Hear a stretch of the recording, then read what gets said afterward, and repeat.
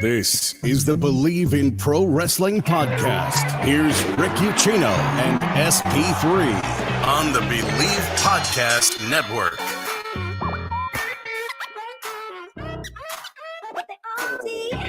Well, here we are, a day and a few minutes late, but never a dollar short here on Bleav in Pro Wrestling. Rick Ucchino, SP3 here with you. And you know what? It's almost like I truly believe in fate, SP3. Where we end up is where we're supposed to be. We couldn't do the show yesterday because you were too butthurt about LeBron James's injury and having to miss time for the Lakers and the fact they're not going to make the playoffs now. So we couldn't do the show yesterday, but that's okay because we're here today from a bombshell report that supports Sean Rossap's report from last week about Vince McMahon possibly being in creative. I'm sorry. I'm trying to keep it together here. Your facial expression is just too damn good. Obviously, I'm joking. We missed the show yesterday. It was all on me. But we're here today, and we can talk about the fact that a major question mark WrestleMania match has been put on the card because one Vincent Kennedy McMahon reportedly pushed it through. Triple H, meantime, wants a smaller card this year on what's being dubbed the biggest WrestleMania in history. Apparently going for quality over quantity in certain situations. We've had a WWE superstar arrested recently. A former WWE superstar is recovering from surgery, apparently. Kenny Omega says he's been sworn to secrecy on Brawl Out. Chris Jericho is saying he ain't coming back to WWE anytime soon. And we got all this WrestleMania stuff to talk about. And, oh, yeah, it's AEW Revolution week this week, SP3. We got a lot to get into. How you doing? How are you feeling about your Lakers, though? All seriousness. I was like, the lies this man is spewing on air here. Like I did do a podcast yesterday morning about my damn Lakers and having to talk about it. Like I was gonna take a day off from doing this and giving the people what they want here on the Bleav in Pro Wrestling podcast. I'm glad to be here. Glad to be here with Rick, talking all the good stuff and the bad stuff from professional wrestling. I got tagged in one of the posts that we're going to be talking about because I was on Monday putting dirt on the grave of Triple H Booker of the Year talk. As I like to call him, you call him Triple H. I like to call him Flawed Paul. And it's a good day to talk about wrestling. Any day is a good day when you're here on the Bleav in Pro Wrestling. Absolutely. We appreciate everybody who's tuning in today. Make sure to hammer that thumbs up button. It really helps drive up our audience. And make sure to hit that subscribe button if you're new to the show and you like what you hear. By the way, we weren't on yesterday, but I did drop an interview with Mia Yim yesterday. That is up here right now on the podcast channel, here on the YouTube channel, and available on all of our podcast channels where you can catch us on Spotify, Apple Podcast, iHeartRadio app. We're everywhere where podcasts are available. You can find Bleav in Pro Wrestling, but help us out and hit that subscribe button here on the YouTube channel as well. Before we dive into everything, got to thank our friends over at BetOnline. They remain your number one source for all of your sports betting needs this season. Everything from pro to college basketball, UFC, MMA, baseball's getting underway. You'll get all the latest odds, team matchup info, player news like LeBron James getting hurt, and game trends over at BetOnline. Live betting options, free contests, live scores for almost any sport or game imaginable. Truly the fastest and easiest way to bet on all your favorite leagues and events. Head on over to the website today. Use your mobile device as well. Join up, receive your 50% welcome bonus on your first deposit. Just make sure to use our promo code BLEAV to get those rewards. That is BLEAV. BetOnline.ag, where the game starts. Okay, yeah, I like to shout out somebody from the Bleav network family. I'm not gonna say your last name because I would totally get it wrong, but Alexander he's from the Bleav in Mavericks podcast. I was talking to him. We're in the works of me being on that podcast because I told him that I had to preach the gospel of the Los Angeles Lakers after we came from 27 down to beat the Mavericks. So I wanted to shout him out. The host of Bleav in Mavericks, he hosts it with former NBA player Raymond Felton. So definitely shout outs to that good brother if he's listening out in the Bleav land. There we go. Sounds good. We appreciate everybody who's in the chat so far. Steven and Ace and Queen and Frantic World. Frantic World saying, well, Triple H had fun booking WWE shows. Shake my head. Let's dive into this because last week, SP3, we were talking about a rumored WrestleMania match. Well, last week on Raw, you had Big Omos, all 7'3", 300 whatever pounds of himself, challenge Brock Lesnar to a match at WrestleMania, and we're going, wait, what? Like, this makes no damn sense whatsoever. None whatsoever. It's almost like somebody who hasn't been watching the show over the last several months decided, nah, this is a match we need to put together at WrestleMania because Omos is like the next big thing, right? Definitely not a guy who lost clean as a sheet to both Bobby Lashley and Braun Strowman. So what are we doing booking him in a match against Brock Lesnar? If he was still this undefeated, unbeatable monster, well, sure, okay, there's a story there. It's still random as hell, but there's a story there.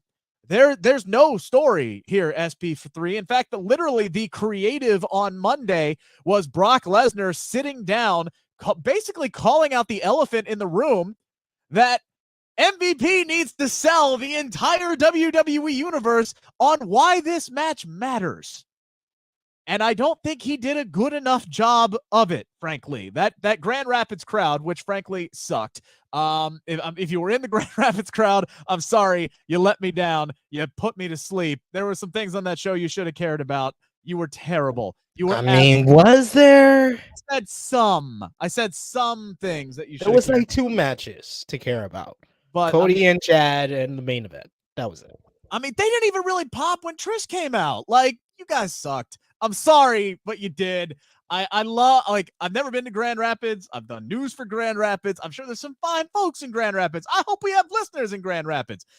I hope y'all do better next time. Like, seriously, I really do. I hope y'all do better next time. But maybe they're just earn it kind of crowd, as Cody Rhodes would say. But regardless, long setup. This made no sense. The match got made official. It looks like we were heading towards Brock, Bobby 4, maybe pipe dream inside a fight pit at WrestleMania, big marquee matchup that you had been building almost over a year to. And then all of a sudden, nope, we're going to take a left turn at Albuquerque here, and we're going to put Brock versus Omas and leave Bobby Lashley against Bray Wyatt, which makes no damn sense because I guarantee you that is not what Bray Wyatt was building to this whole time since he came back. Now they're trying to shoehorn and figure out all this Bray Wyatt nonsense and make it make sense with Bobby Lashley, and it doesn't. And you have people who watch these shows going, what on God's green earth is happening? None of this makes sense. SP3 makes a little bit more sense now. WrestleVotes on Twitter today saying that this match was pushed through, Brock Lesnar versus Omos, by a certain person, and he put a gif of Vincent Kennedy McMahon. Pushed through. So, SP3, Triple H, who has final say on all creative decisions, this is what we have been told. This is the message that has been relayed to WWE talent. Vince McMahon reportedly pushed through Brock Lesnar versus Omos, and now Triple H is left to make this work and try to figure out the rest of the card because there's obviously some trickle down here. This is concerning. I would say the least. This is a little bit concerning. SP3, your reaction. This is a little bit concerning. Might be the greatest understatement in Bleav in Pro Wrestling podcast history. Oh man. Let me just say, I wish I was drinking something stronger than water. All right, let me just say that much right now. This is not good news for anyone. The people like me that have been pointing out, some of the flaws in Flawed Paul since he became the booker last July, for the people that have been happy with this booking and the improvements that he has definitely made to the product.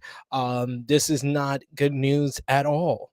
But like you said, Triple H not once, but twice told the WWE roster, told WWE staff, when it comes to creative, I had the final say. Vince McMahon might have some input, but I have the final say. So either Triple H is incompetent and allowed this to get pushed through, and he just said, yeah, sure. My hands are tied, sure. Or he lied. He lied, y'all. He was fronting. He had his cap on because he was spewing a whole bunch of cap. Yeah, I mean, this Brock Lesnar Omos thing doesn't make any sense at all. And I know there's some people out there that are gonna look at this as, oh, Brock versus a giant. Like, we've never seen that before.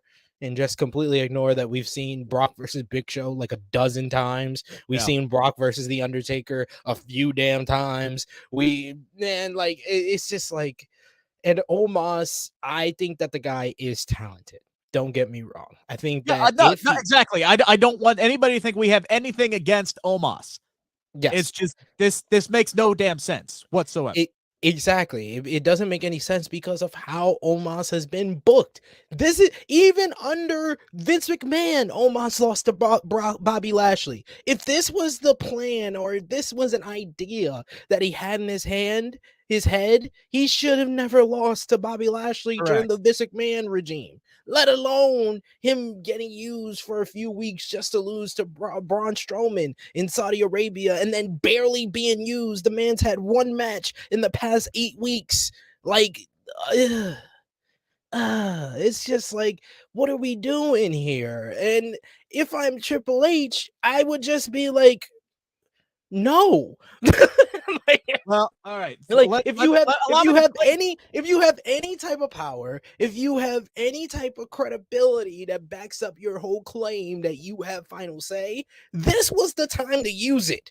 We already heard that Vince McMahon has had some input with the Bloodline story. And I think his input in the Bloodline story is telling Triple H, you should probably listen to Paul and Roman when it comes to this. Because nothing about this Bloodline story has any type of, fingerprint of Vince McMahon.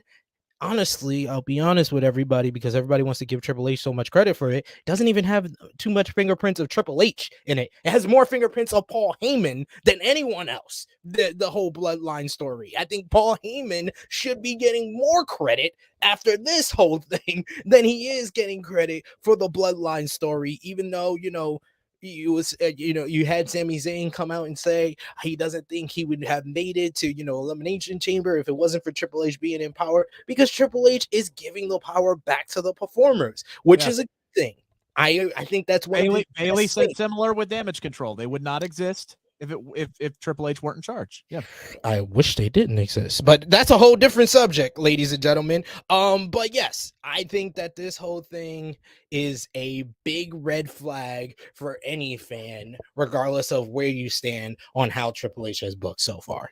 Now, here's one thing, right? We weren't in the room. I got to play devil's advocate here, because you said either Triple H lied or Triple H. What was it you said? He either lied to the staff, right? Or this is a show of incompetence. If you do have if you didn't lie, or you actually believe this when you said this, even though this was after Vince McMahon basically became executive chairman, unanimously voted by the board of directors, the same board of directors that a week earlier had unanimously voted for him not to be back on the board of directors. You didn't see this coming. So that's incompetence, ladies and gentlemen. That is the key to incompetence. When you're in a position of power and you don't see the writing on the wall, or you're just gonna, blow some smoke up your employee's ass, it's either one or the other. It's either incompetence or it's either you lied. Or it's just the simple fact that he has no control over the actual situation. But that's something, when you're in a position of power, that's something you need to foresee and not say, I have final say. But you also have an entire locker room that you needed to quell concern. So I don't blame him for coming in here and saying, hey, as of this moment, I am still in charge. I make all the final says. I'm going to get input from anywhere and everywhere. Yes, that includes Vince McMahon, but I have final say.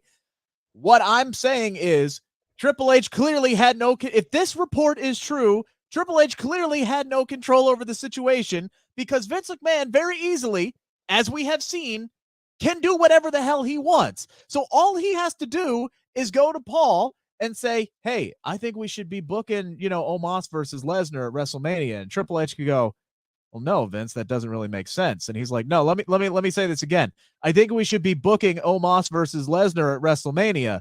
And if you want to stay in charge past April 2nd, maybe you should book Omos versus Lesnar at WrestleMania. And then what? Triple H's damn hands are tied. This is just a refresher and a cold, hard smack in the face to remind everybody Vince McMahon is going to do whatever the hell Vince McMahon wants to do.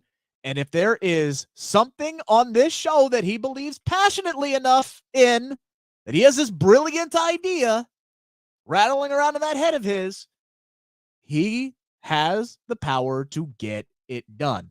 I ultimately believe that Triple H does have the final say over 99.9% of the decisions right now.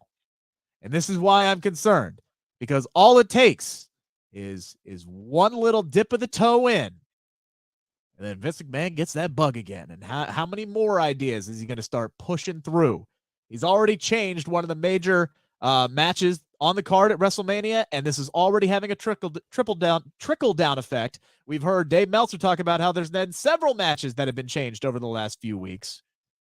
And I wouldn't be surprised if this was the catalyst for it, because you're talking about now, okay, well, what were you going to do with Bray Wyatt? Who was Bray Wyatt involved with? Now, where are you moving their match to? And now you're shoehorning Bray and Bobby in and trying to make this whole Bray storyline that you've been building up for months that everybody's already confused on, to the point where you have to rehash the Muscle Man dance, the greatest hit from 2019 that somehow people already forgot was a thing. I saw people on Twitter going, what the fuck is this? Like, this is bullshit. I can't believe they're doing this to Bobby. Like, you guys don't remember the Muscle Man dance? Like, really? Like, what the fuck is going on here? But anyway, I digress. It doesn't make sense. People are already like confused and lost on this Bray Wyatt stuff, wondering when we're going to get to the damn point and get some substance behind the shit that he's been spewing.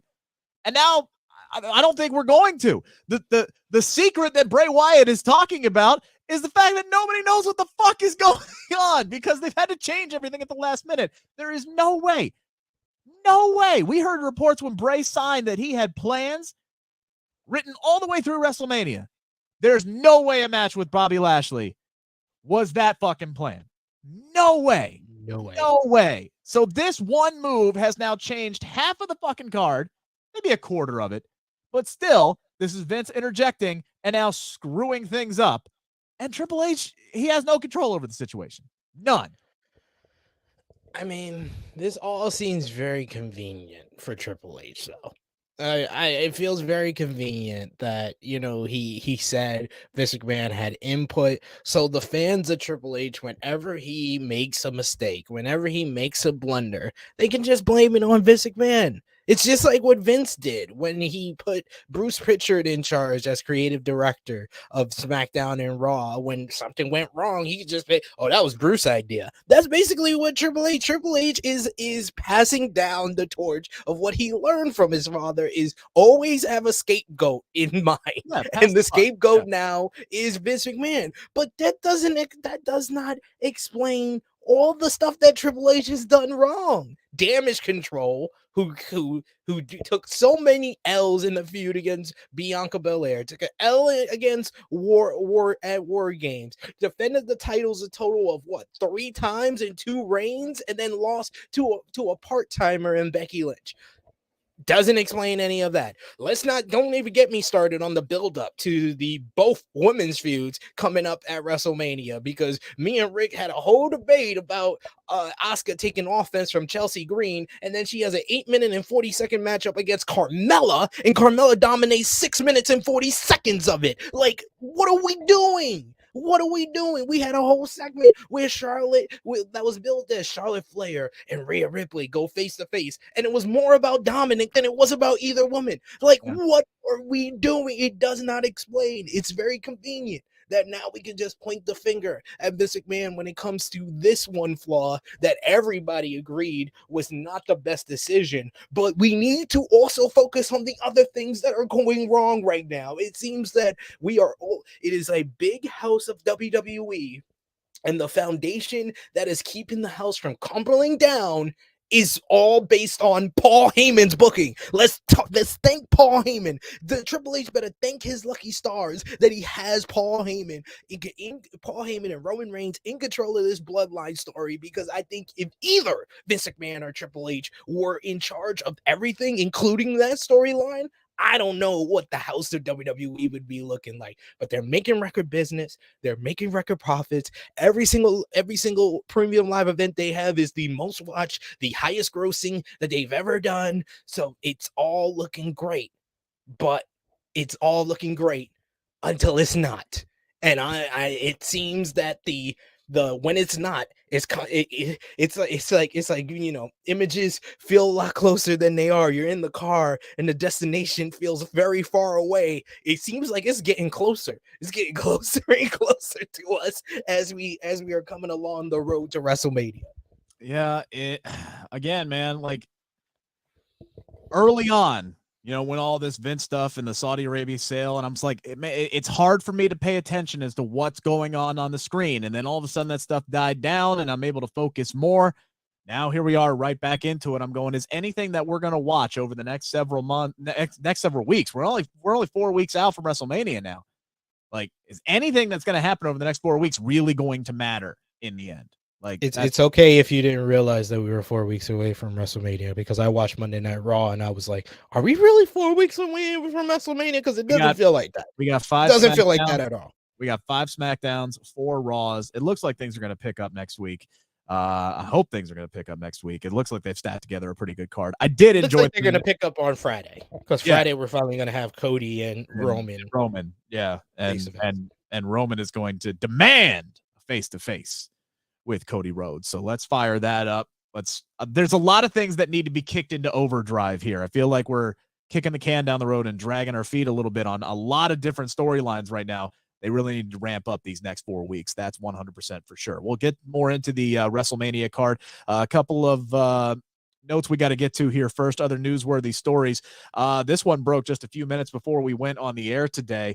Sean Ross Sapp and TMZ just a few minutes like I said, before we went on the air. Sonya Deville arrested in New Jersey on a weapons-related charge. Apparently what happened was she, inside of her vehicle, went to a valet for some reason. Now, I don't go to valets often, SP3. Maybe I've done it 5 times in my entire life. Typically, I will park my own vehicle and walk, right? I'm a normal human being, so I don't go to valets often. But apparently this valet decided to open up the glove box, found a gun in the glove box, and then called the cops, in which Sonya Deville was promptly arrested. Now, Sonya Deville, according to these reports, according to court documents, has a permit for this weapon in Florida. That permit does not transmit over to New Jersey, which is why she was arrested. Apparently she started packing after Dude Bro broke into her home a few years ago. Completely understandable.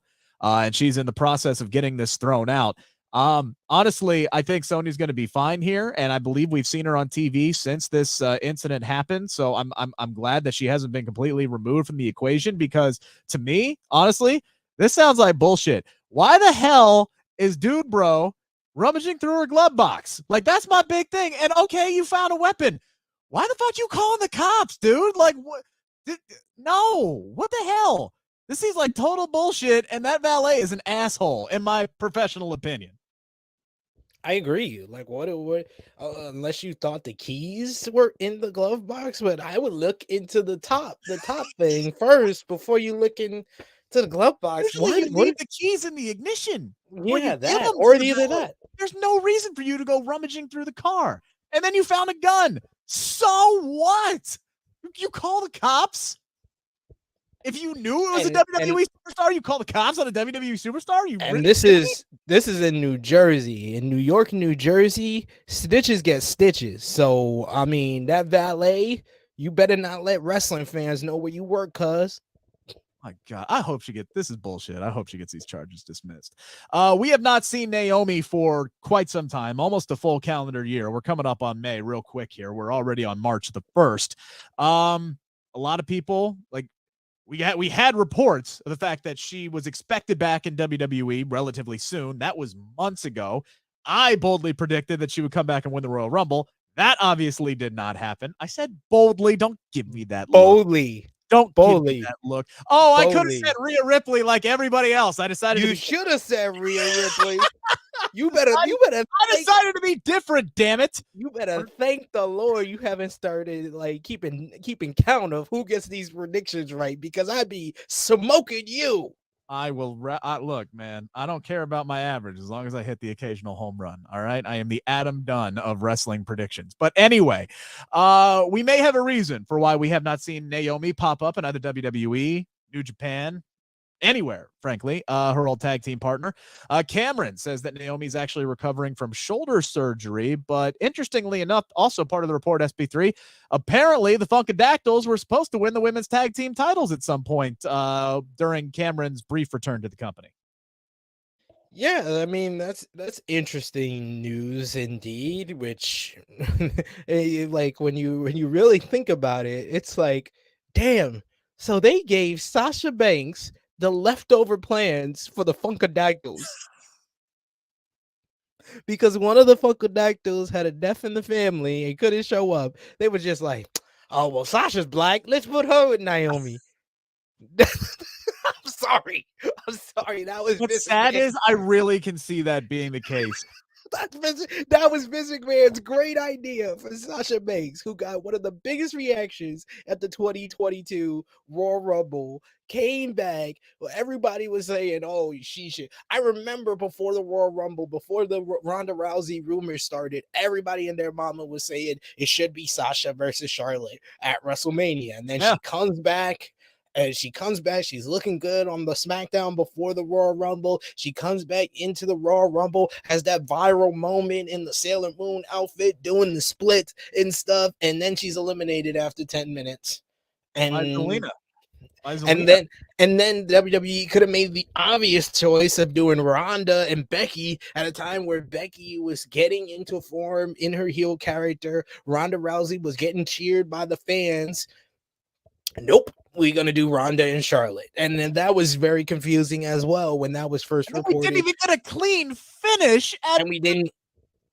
Wasted both Rumble winners again, just making the Royal Rumble even worse last year. So I'm hoping, honestly, I hope both Cody and Asuka win this year, because both Rumble winners, or Asuka. Well, you mean Rhea? Excuse me. Yeah, I hope both Asuka and Rhea win, and Cody and everybody. You know what I'm talking about. I hope they all win. Anyway, yeah, man, I could definitely see exactly what the scenario that you're playing out in. Oh, well, we need to do something big with Sasha. She's not going to challenge Charlotte anymore. And, well, we were going to put Naomi in the title picture. A Team Bad reunion. Love it. Let's go. Everybody remembers Team Bad, right? Everybody. God damn it. Give me the Team Bad reunion. We're not going to call them Team Bad, but we'll call them Sasha and Naomi, because we have big plans for them to be the tag team champions, and well, then we'll just have Sasha versus Ronda afterwards. Yeah, we'll do it afterwards at like Money in the Bank. Kenny Omega's been making the media rounds this week, as AEW Revolution is this weekend. He was on with Renee Paquette on the sessions, and Renee, being the GOAT that she is, asked Kenny about a number of topics, including Brawl Out and the fight with CM Punk. And, you know, listening back to it, reading the transcripts, Kenny does sound very remorseful about everything that went down. But SP3 sounds like we're not going to find out what went down because of lawyers and litigations and all sorts of stuff. Kenny Omega says that he has been sworn to secrecy, but the way he describes it, it sounds like he and the Young Bucks are ready to move on, live their lives, let maybe not bygones be bygones, but they're just ready to put it all behind them. He even wish the other parties involved, we know who those are, the absolute best, hope that they're doing well. What do you take out of the fact here that Kenny and the Bucks seem to be ready to move on SP3 from certain situations. Well, I think everyone involved would want to move on from that. Like what Cody said when he commented on him. It was a black cloud. As someone that's followed the elite for close to a decade now in their careers, whether it be in their runs in New Japan Pro Wrestling, Ring of Honor, PWG. This is the Brawl Out was the most negativity that I saw across the board involving anything involving Kenny Omega and the Young Bucks. For, people that don't, pray at the gospel of Jim Cornette, it's been nothing but positivity surrounding Kenny Omega and the Young Bucks for the longest time. And this was like the first time there was any backstage drama or anything that could be considered a black lie to any company that they ever worked for, let alone a company that they helped build with Tony Khan and Cody Rhodes. For that to happen, I would, of course, expect them to say that they going to be, moving on. And it is a shame that the public may never know what really happened in this whole situation. But like I said, from the stuff that we know of and heard about, I think that this is the right approach to go about this whole thing. I think that everyone involved shouldn't be talking about it. There may be people that want to say stuff about it, but it was just such a bad situation, and I think AEW is still trying to recover from everything that damaged the company with that whole Brawl Out situation.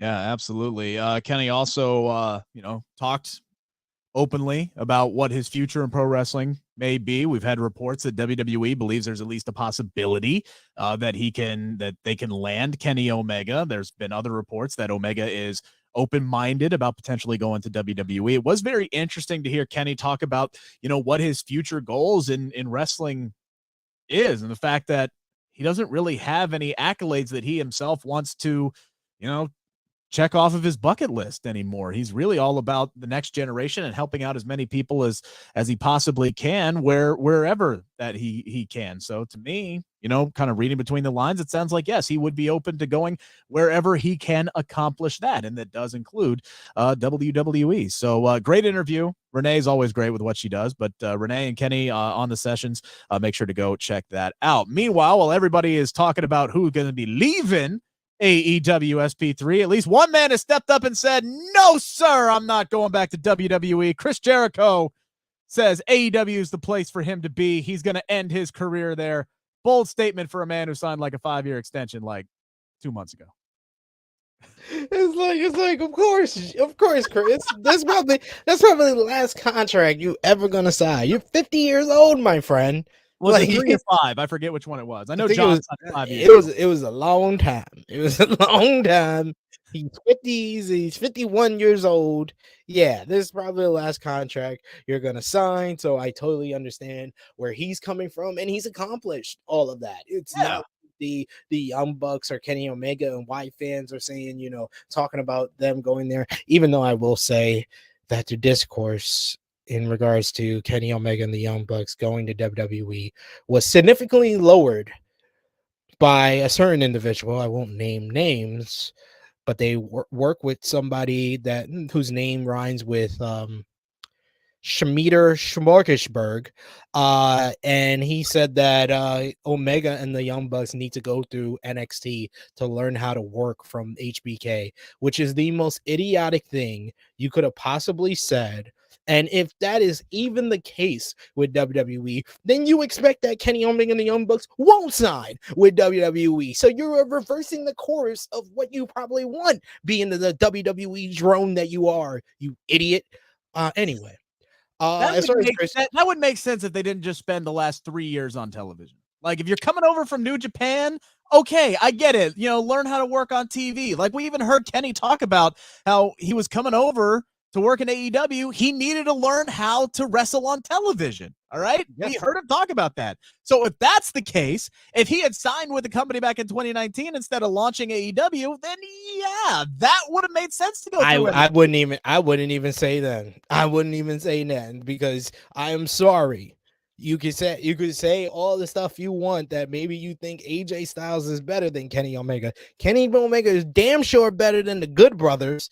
so that the Good Brothers don't have to go through NXT. I don't think Kenny Omega, even in 2019, has to go through NXT coming off the heels of an IWGP heavyweight title run and main eventing multiple Tokyo Domes and having some of the greatest matches of all time. What does the guy who's had some of the greatest matches of all time need to learn about psychology? Have you ever watched those damn matches? If you don't think he knows how to work, oh my God, you freaking idiots. I get it. Stephen Chambers saying, if House of Black beats the Elite for the trios titles, is this a sign that they're leaving AEW? I don't know about that. It's definitely going to add fuel to the fire. I'll say that much. There's going to be people who are going to have that mindset, but I don't think it's a sign of anything because you still got all three of those guys who are going to be under contract through much of this year. So I think that's a little early to signify anything. I think Wrestling Observer already confirmed that they did add time to Kenny's contract for injury. So at the latest, he would be done with AEW in November of 2023. So even them losing the trios titles, it isn't a big sign that they're leaving. And this is just my personal point of view. This is not me reporting anything. My personal point of view, Kenny Omega and the Young Bucks, a big part of their legacy is what they've been able to accomplish without ever stepping foot in a main roster WWE ring. So I think that, if I'm Kenny Omega and the Young Bucks, it has to be a very tempting and tantalizing deal that WWE presents to them, and that's why I'm saying that tweet of Kenny Omega and the Young Bucks having to go through NXT, that is like the exact opposite deal you would give them if you wanted to convince the other three EVPs of All Elite Wrestling to jump ship to WWE when they have accomplished and are considered. Kenny Omega is considered one of the greatest wrestlers of his generation. The Young Bucks is considered one of the greatest tag teams of all time. For them to make that jump, it needs to be a tantalizing deal that WWE presents to them. And I'm not saying that whoever the guy I'm talking about that works with Schmieder Schmorgasburg, I'm not saying that is actually a realistic thing. I'm just saying that he's very stupid for even allowing that to press tweet off that words. He should have left that in the drafts. That's what I'm trying to say. Yeah, Kenny Omega and the Young Bucks, for the kind of bag that it's going to take them to come over to WWE, they're going to the main roster. Safet says Young Bucks and Kenny Omega are main roster ready already. Ace asking, do y'all think that House of Black should beat the Elite this Sunday night at Revolution? That is a question we will answer Friday afternoon, 2:15, for the first time ever, a live pay-per-view prediction show here on Bleav in Pro Wrestling. Emily May is going to be our guest picker this week. May have seen her on New Japan Pro Wrestling recently. I Bleav she was the first person to interview Mercedes Moné after she won the IWGP Women's Championship. So she will be joining us. So Ace, make sure you are there. We will make sure to answer that question. Frantic World, did you guys hear that Endeavor CEO is not interested in buying WWE? Yes, which means the process continues. They are starting to whittle it down one after another. Me personally, I am just waiting until Saudi Arabia is no longer interested in buying the company, but I have a feeling they're going to be a finalist. SP3, let's dive into this, shall we? It's time to answer the 5 count on the Bleav Podcast Network. For those of you who are new to the show, this is how it works. We have the 5 biggest questions of the week in pro wrestling, and SP3 and I are going to try to answer them right now. SP3, the main event of Monday Night Raw this week. I thoroughly enjoyed it. A lot of people seem to be shocked at the fact that Lita and Becky Lynch won. The second that was announced as the main event, I knew that Becky Lynch and Lita were winning the tag team titles, or something big and unforeseen was going to happen. As a matter of fact, we ended up getting both. Trish Stratus actually returned, this time after twice being delayed. She shows up to even the odds against Damage Control. She takes out she takes out Bayley, which allows Lita to hit the moonsault on Io Shirai, who was down for forever. Hits the moonsault. Lita wins with the moonsault. Becky Lynch and Lita win the women's tag team titles in a bubble. This is one of those things that just makes me happy as a wrestling fan. Because knowing Lita or Becky growing up as a huge admirer of Lita, she's a major part of the reason why she got into the business. To grow up and get to win tag team gold with her idol. I mean, it's right up there with Edge and Hulk Hogan, right? It's a very special moment. I'm happy for both of those women that they get to experience it. And more importantly, Lita now seems not even penciled in. You can put it in a permanent marker, almost set in stone. The fact that she's going to finally get a second WrestleMania match. I've been preaching for as long as this show has been on here. It is a travesty of the fact that she has only had one WrestleMania match. It lasted like 6 minutes and she lost. All of her big moments has been as the bridesmaid and not the bride. So I am happy that she is going to be performing at WrestleMania this year. But SP3, the question becomes, does Damage Control have a likely path to WrestleMania after losing the tag team titles? And I mean Io and Dakota, because I think what we're going to get set up here, SP3, I think you can take it to the bank. It's going to be Becky and Lita against Ronda and Shayna, Trish Stratus against Bayley in a one-on-one match. Huge for Bayley. Great. Love that. Love it. Dakota and Io have earned their spot on the WrestleMania card. I'm not sure if there's a likely path for them to be there unless they book the tag team title match as a triple threat, which I don't think is going to happen. I hope they do. The question, if they have a likely path, they could find a way to have Becky and Lita lose the tag team titles before WrestleMania. Hot shot booking, have them be transitional champions over to Ronda and Shayna, so Ronda and Shayna can defend the titles in a multi-tag team matchup against, Liv and Raquel and Nikki and Candice. Yeah, and then they could do the 6-woman tag with the Damage Control versus Trish, Lita, and Becky, which they've been teasing that. That's been something that has been reported, something that they wanted to do at Elimination Chamber. They could do it here and also give the women, their tag team title match. But it seems more likely that we are going to get, Trish versus Bayley, and then we can do Becky and Lita versus Shayna, Ronda, and Damage Control. I think it's still going to be a multi-team affair. So I'm going to say yes, they do have a likely path to WrestleMania, either or. Yeah, I'm hoping so, man. Look, the clear path is for them to get. They just lost their belts, so they deserve a rematch. So you get your rematch at WrestleMania. Ronda on social media has already been calling out Damage Control, so you could very easily set it up to the fact of next week on Raw, you have Damage Control say that they want their rematch. Then you can have Ronda and Shayna show up and say, "No, screw you. We've been saying we're next for these tag team titles. We want a shot. You got to show to blah blah." Adam Pearce comes out, sets up a triple threat match, and we end up getting Becky and Ronda in the same damn match anyway, which was supposed to happen a year ago, right? Like that was the plan. Oh, we're going to do Becky and Ronda next year after we do Charlotte and Ronda this year. And then those plans got scrapped. And now they're like, well, we need to put Ronda in a bigger match. I know. Let's put Becky Lynch in the match with Ronda Rousey. Holy shit. How everything just comes full circle in this instance.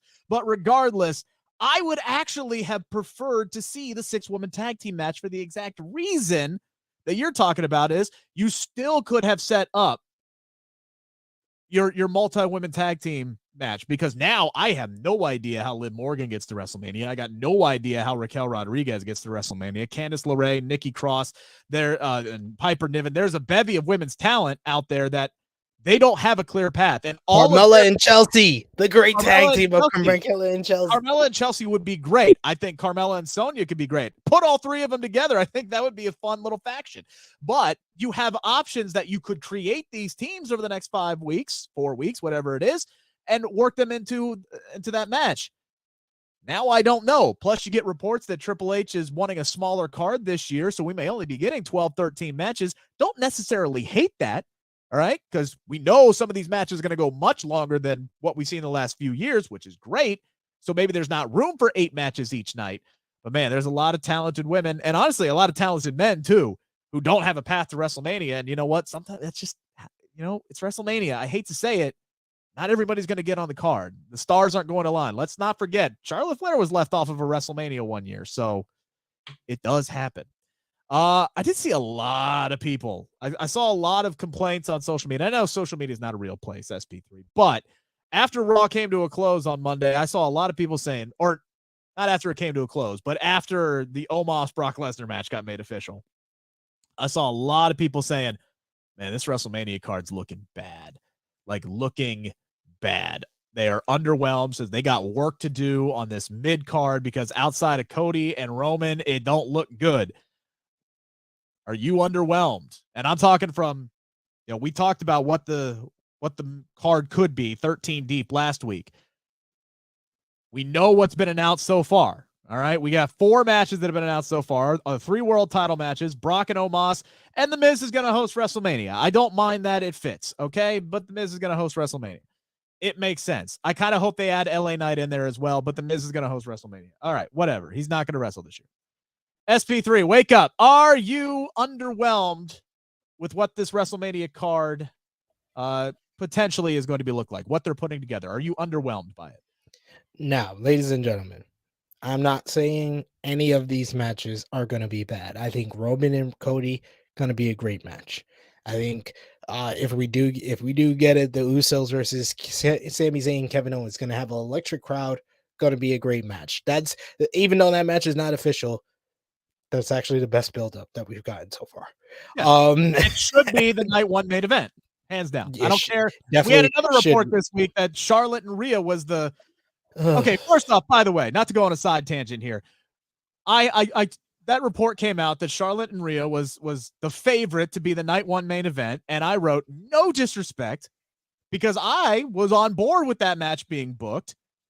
I said, no disrespect, but Sammy and KO versus the Usos, how is that not what your night 1 main event is? That is the story you have spent months building. I am all for giving the women more opportunities, and when they have earned them, I will constantly go to bat for women's wrestling. I just went on a diatribe about how I wish we could get 8 more talents on the show. But if your night 1 main event isn't Kevin Owens and Sami Zayn versus the Usos, what the hell are we doing? And I had so many people come at me and say, oh, well, they haven't announced that match yet. That's why it's not a favorite. They don't know what plans are. Yes, they don't know how plans work. They know they're doing that match. Please, that's not a valid excuse. Anyway, go ahead. Don't get me wrong. Charlotte versus Rhea, gonna be a great match. We saw that at WrestleMania 36. We also saw that at NXT In Your House. Oh yeah, we also saw that at WrestleMania Backlash. Oh yeah, we also saw that in Hell in a Cell in 2021. Yeah, we also saw that at Money in the Bank 2021. So we know that's going to be a great match. Asuka versus Bianca, they're going to tear down the house. Going to be a great match. None of these matches have been well booked, except for the match that isn't announced that WWE fans are telling Rick, oh, that's the reason why it's not going to be the event, because it hasn't been announced yet. That's the best one. That's the only one, really. Yeah. Charlotte and Rhea, we have known, are versing each other since January. And it is March 1st. And we are still in the starting blocks of this. They didn't give me the result I wanted. This is Triple H thinking. They didn't give me the result I wanted 3 years ago, so I'm going to do it again. That literally seems like the only reason we are doing Charlotte versus Rhea again. And Asuka and Bianca, I think it was all plain as day when we realized that was the plan, that you should probably be booking Asuka to look like a monster, like a killer. And so she is the first viable threat to Bianca Belair, who has been in this John Cena 2008-2009 mode for the past 6 months of her reign. She needed a viable threat and not the spooky bollocks that we saw last week with her spitting up blue blood. I thought that was more of the same of what we got with Bianca and Alexa. That's not really her having a viable threat. They have still not built Asuka as a killer. When she has an 8-minute and 40-second match with Carmella, and Carmella dominates 7 minutes of that, what are we doing? I'm telling you, they may make this a triple threat. I think they're building Carmella to something. I don't know what. They are building her as a player. She has been nothing but like overachieving from what we've seen Carmella do the last couple of years. finished second in the Elimination Chamber. She won the qualifying match. She beat Asuka's ass. They're setting her up for something. I don't know if it's going to be at WrestleMania, but they're setting her up for something. All of these matches are going to be great. But the reason why there are some people that are saying they're underwhelmed is because the build, we are 2 weeks into this build and it hasn't been good. And when it comes to the women's feuds, they're literally non-existent. I've been saying it for weeks that the Rhea Charlotte story is paper thin. And I don't think you would have people being like, well, Kevin Owens and Sami Zayn versus the Usos has to be the night one main event. If this was Bianca versus Rhea and Asuka versus Charlotte, I think that you don't even have to try. Those stories write itself because Triple H, you've been literally building Rhea and Bianca since July. You did all the work. And then you changed your mind. That's what your dad would do.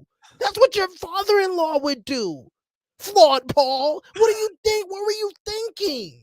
And now you're just like, I'd love to hear the reasoning. I would absolutely love to hear we really need a reasoning out, and it needs to be something other than Vince didn't do it right 3 years ago. So I'm very adamant that Rhea should have won that. So we're gonna do it again here. That's literally the story. That's in my head. I have not, like, all the promos have been talking about the same thing. This happened 3 years ago. I didn't put her in her place. I just made her have respect, and now I'm gonna put her in her place. We're just gonna do it over. That's basically what Charlotte's promo was 2 weeks ago. Basically what it was. I was like, they really just let me know that this is the only reason we're doing this. And then Asuka and Bianca, you literally have accounts applauding WWE because Asuka is winning matches before WrestleMania. They're just totally ignoring the fact that she hasn't been dominating these matches. They're just like, well, I'm just happy that Asuka's winning matches. Winning matches ahead of a pay-per-view. You know what they're doing? In both situations, they're doing exactly what they did with Bianca and Sasha. Just playing the role of Reginald is fucking Dominic and Carmella. Like, they're injecting Carmella to continue building a story between Bianca and Asuka, which doesn't make any sense unless you're ultimately going to wind up putting Carmella in the match.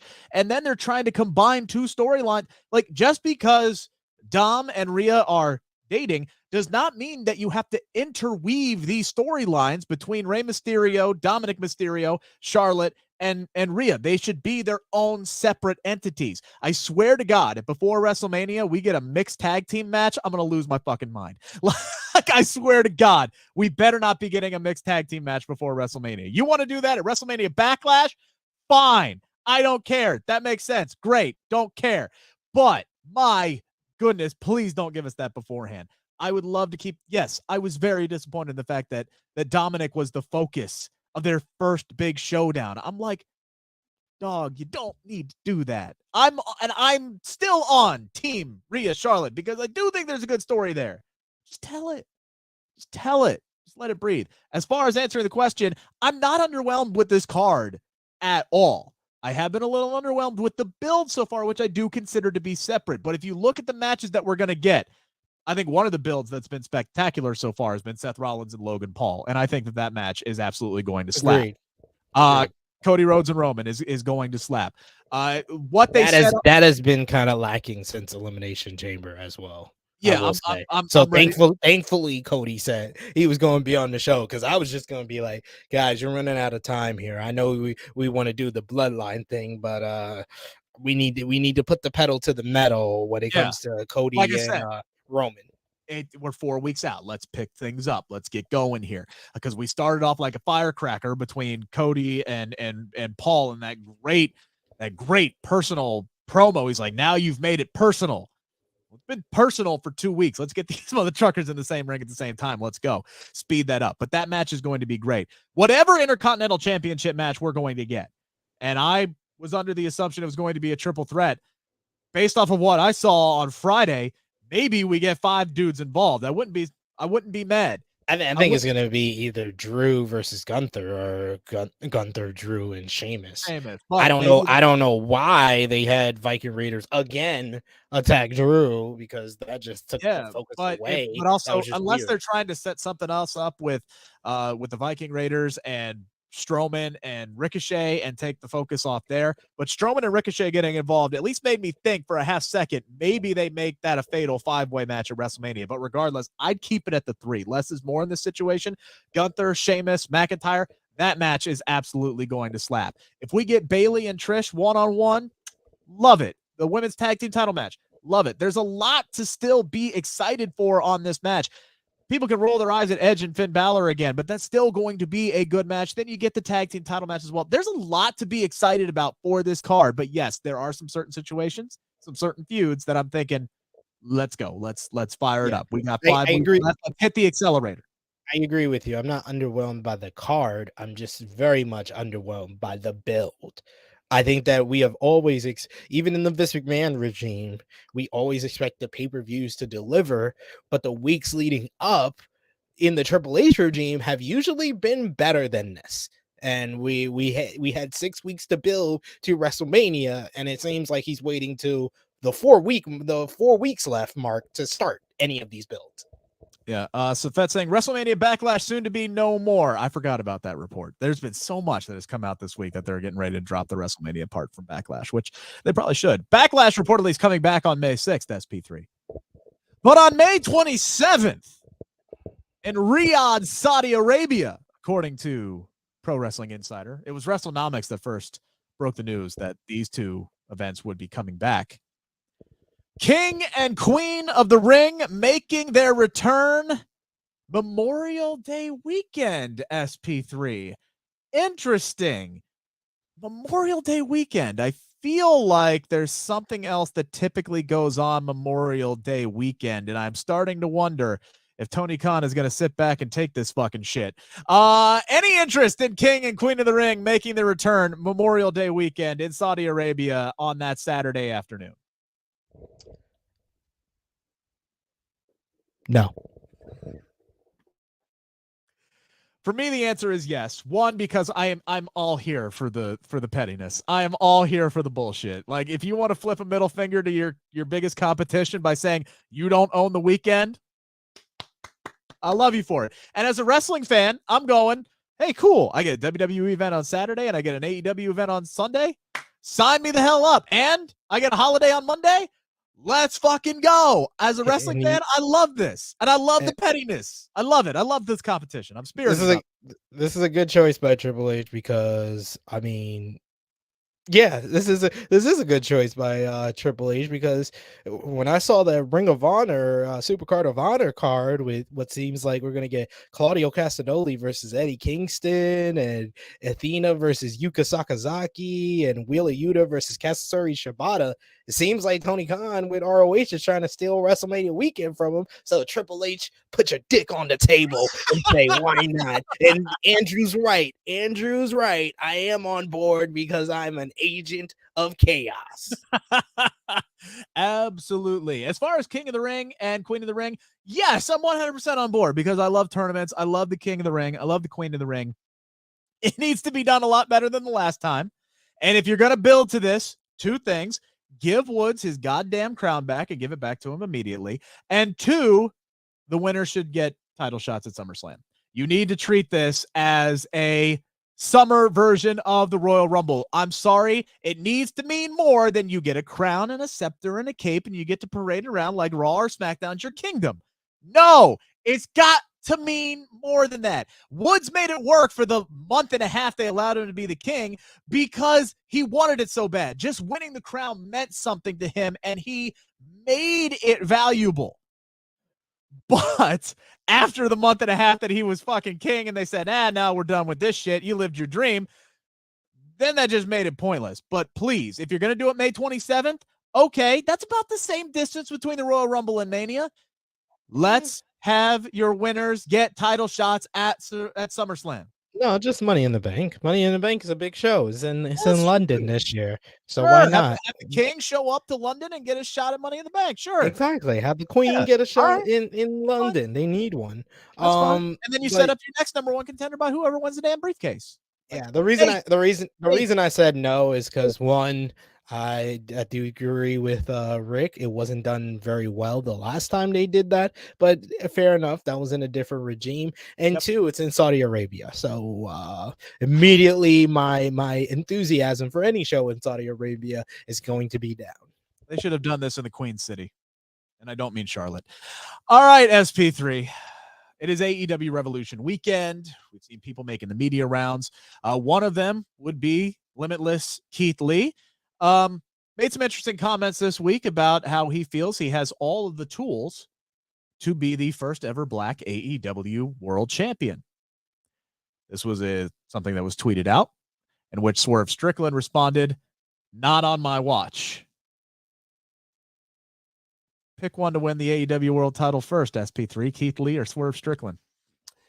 Now, ladies and gentlemen, I love Keith Lee. I've always been a fan of Keith Lee. I've been a fan of Keith Lee since I saw him in Ring of Honor back in, I Bleav, 2015, 2016 in Philadelphia. Him and Shane Taylor, the Pretty Boy Killers, had a tremendous contest against Jay and Mark Briscoe that totally impressed me. I was like, I've never seen a guy his size do what he's able to do, have the agility mixed with the power. I think he's a tremendous performer. I loved him in NXT. I thought he should have had more in NXT a lot earlier than he did before 100%. Vince McMahon discovered that he was a star during Survivor Series weekend, and then he got the push in NXT, becoming the first ever North American champion and for North American champion and NXT champion at the same time. That was a huge accomplishment. Him ending the longest reign in NXT history of Adam Cole.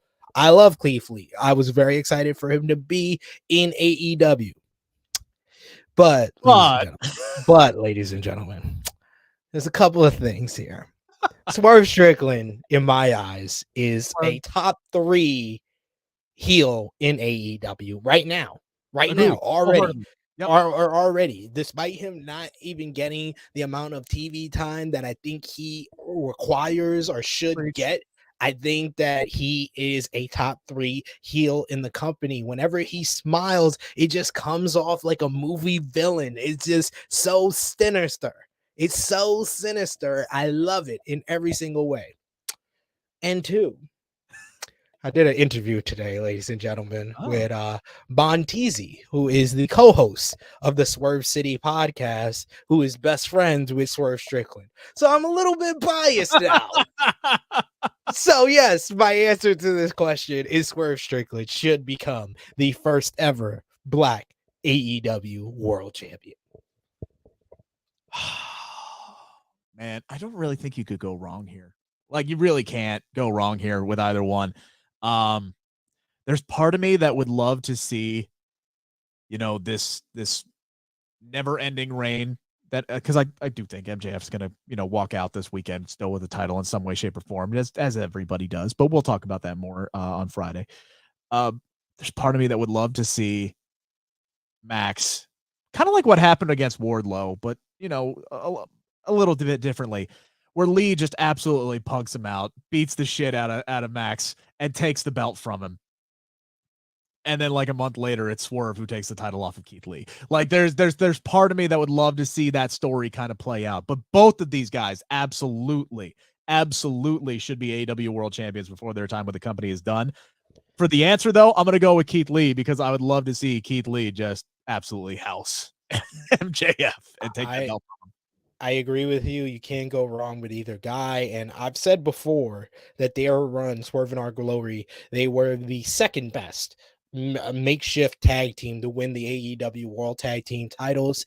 And the first would be Hangman Adam Page and Kenny Omega, who became the third and fourth AEW World Champion. So I would love what you just mapped out of Keith Lee winning the title first, and then Swerve Strickland beating him for it, or even Swerve winning the title from maybe another guy that becomes the first ever AEW World Champion, maybe a Ricky Starks, who is the one that dethrones MJF. And I should have thrown him in there. Really, and then Swerve beats him, and then Keith Lee beats Swerve. I would love that.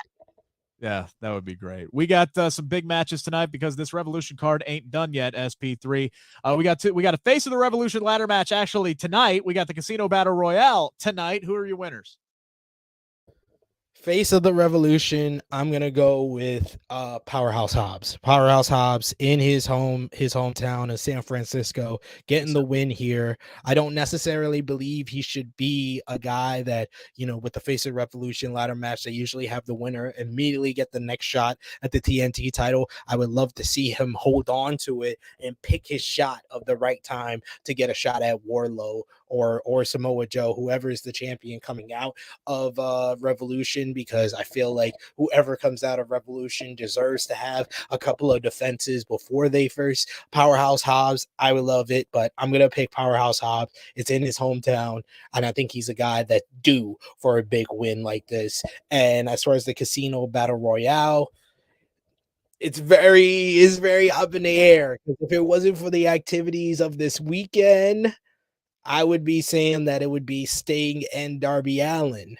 But all the activities of this weekend with AEW purposely not mentioning their award-winning efforts in the Wrestling Observer Newsletter Awards, It made me more think that FTR is going to be the Jokers and they're going to win the Casino Battle Royale. So running theory.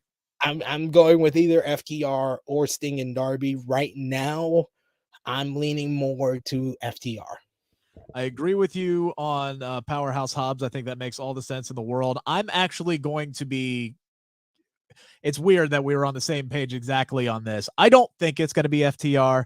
I am going to go with Sting and Darby Allin. I think that match needs a Sting and a Darby Allin in it. Well, I could have needed FTR as well, but Sting's time is running out. I think they want to try to maximize as much of that of him as possible over the next few months. So that's why I'm going to go with Sting and Darby. Frantic World with the message of the day. If Swerve wins the AEW World title, it needs to be in February, and he needs to say Happy Black History Month. That was the fucking. No, it needs to happen in any other month but February, and he still says Happy Black History Month. Oh, I love it. SP3, what you got going on the True Heel Heat YouTube channel this week? Well, check out my interview that just went up yesterday with Vinny Pacifico. He's one of the up-and-coming guys on the independent scene in the Northwest as well as the Northeast. He just signed a deal with Bang Energy because his whole gimmick is energy drink. So he's actually a sponsored professional wrestler by an energy drink. So it's a cool conversation where he explained why he made that a part of his whole character, some of his online content, actually him getting inspired by Bryan Danielson. And he's also spent some time in the AEW locker room, appearing on their show in Seattle, and most recently during their AEW Dark taping. So we talk all about that. Check that out on the channel. Today we dropped a preview for the New Japan Cup, and then Friday, before we go live here with the prediction show, I'm actually going to be live on the True Heel Heat YouTube channel with an AEW Revolution preview. We got AE Ramble on Thursday. Saturday, the True Heel Heat Flagship podcast. We got special guest Professor Nick Harrison. So it's a huge week, a pay-per-view week, so always big, and we're closing in on 5,000 subscribers. So if you can help us out and push our efforts there, we're like 70 away,